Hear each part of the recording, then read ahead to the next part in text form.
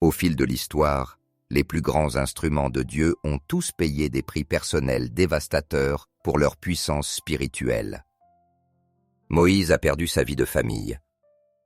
David a enduré la trahison à chaque tournant. Paul a souffert d'une vie entière de torture physique.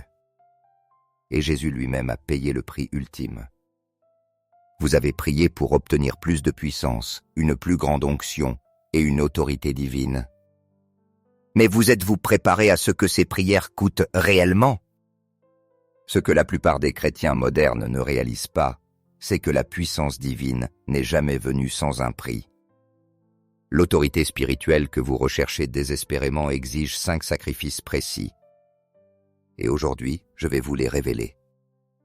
Jésus a dit, « Si quelqu'un veut venir après moi, qu'il renonce à lui-même, qu'il prenne sa croix chaque jour et qu'il me suive. »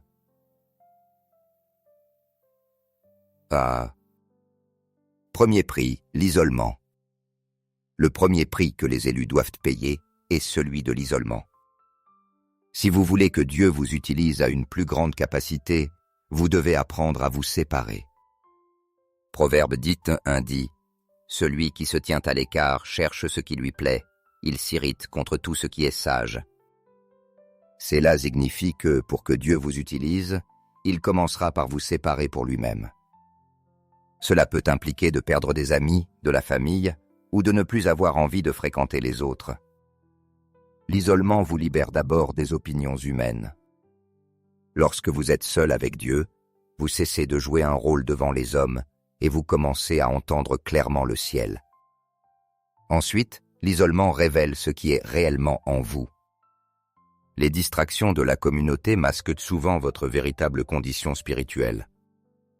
Enfin, lorsque personne d'autre n'est là pour vous aider, vous apprenez à dépendre uniquement de Dieu. L'isolement oblige à affronter votre véritable identité en dehors des titres, rôles et accomplissements. Jésus lui-même se retirait régulièrement dans des lieux isolés pour prier, Luc 5:16. Avant chaque étape importante de son ministère, il s'isolait, même de ses disciples les plus proches. L'isolement n'est pas une punition, mais une préparation. C'est la salle d'accouchement où Dieu fait naître de nouvelles dimensions de son esprit dans votre vie.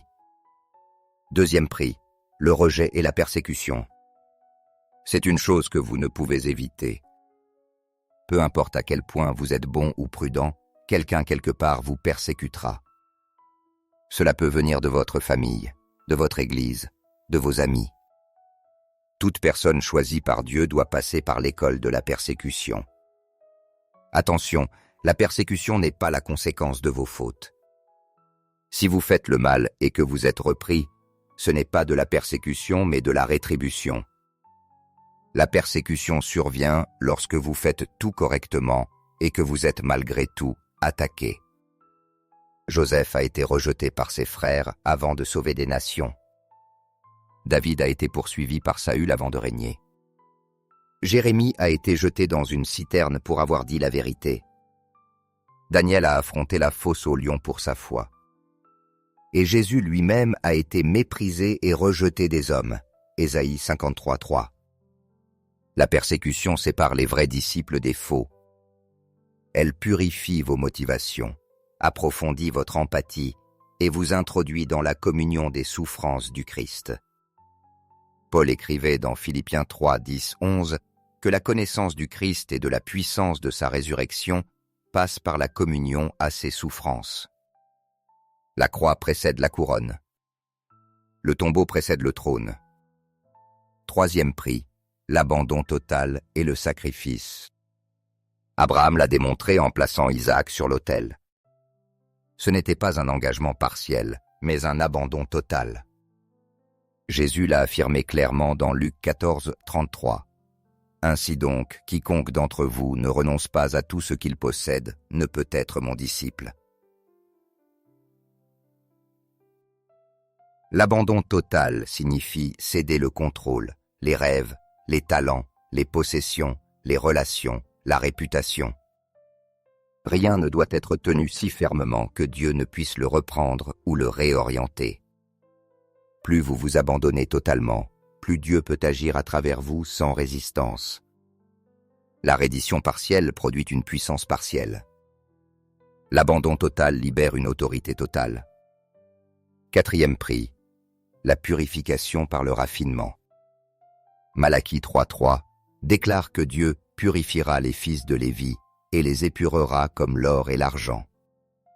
Job disait, « Quand il m'aura éprouvé, je sortirai pur comme l'or. » Job 23.10.